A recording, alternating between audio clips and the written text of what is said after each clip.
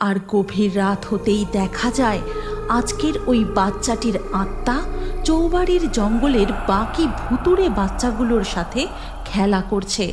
সারা দিন বৃষ্টি হয়েই চলেছে, নদী নালা পুকুরের জল প্রায় ভর্তি। এই বর্ষার বৃষ্টিতে মাছেদের মহা আনন্দ। সেদিন সন্ধ্যাবেলায় বৃষ্টিটা তখন একটু থেমেছে। হারিকেন হাতে বলাই কেষ্ট কাকার বাড়িতে যায়। ও কেষ্ট কাকা, কাকা বাড়িতে আছো নাকি? আরে কি হয়েছে রে, অত ডাকাডাকি করছিস কেন? কাকা আজ সারাদিন যা বৃষ্টি হয়েছে তাতে পুকুর থেকে প্রচুর মাছ উঠবে গো, চলো না গিয়ে ধরি। কিন্তু মাছ ধরবি কোথায়? ও কাকা চৌবাড়ির বাগানে চলো না গো, পাশেই তো রায়দের পুকুর। গতকাল যে ওই পুকুরে জালটা না পড়েনি তার নেই ঠিক, প্রচুর বড় বড় মাছ আছে।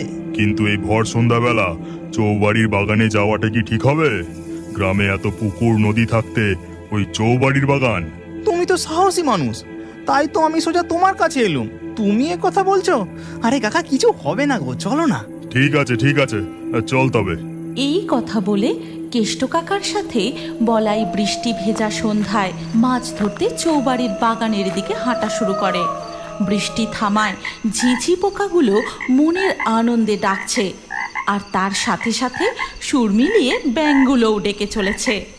তারা দুজন চৌবাড়ির বাগানে প্রবেশ করতেই, ও কাকা তুমি না আগে আগে চলো, আমি তোমার পিছনে থাকবো। ওহ, এই মেছুরে মাছ ধরতেও ছাড়বে না, আবার ভয়ও পাবে। চৌবাড়ির বাগানে হাঁটতে হাঁটতে হারিকেনের আলোয় কেষ্ট কাকা দূরে কিছু একটা গাছের আড়ালে লুকিয়ে পড়তে দেখে। কিন্তু সে কথা বলাইকে বলে না, শুধু বলে, বলাই, মাছ কই রে? এখানে তো একটাও মাছ ওঠেনি। আর একটু এগিয়ে চলো, মাছ তো আমরা রায়পুকুর ধারে পাবো গো।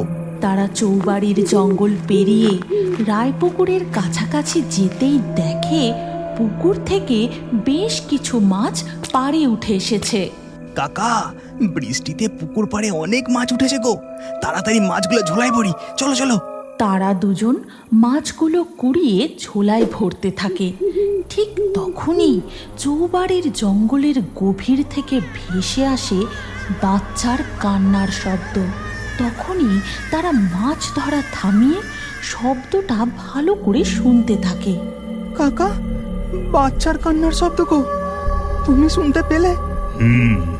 আর যে কটা মাছ আছে তাড়াতাড়ি ঝোলায় ভরে বাড়ি ফিরে চল, আর লোভ করা ঠিক হবে না।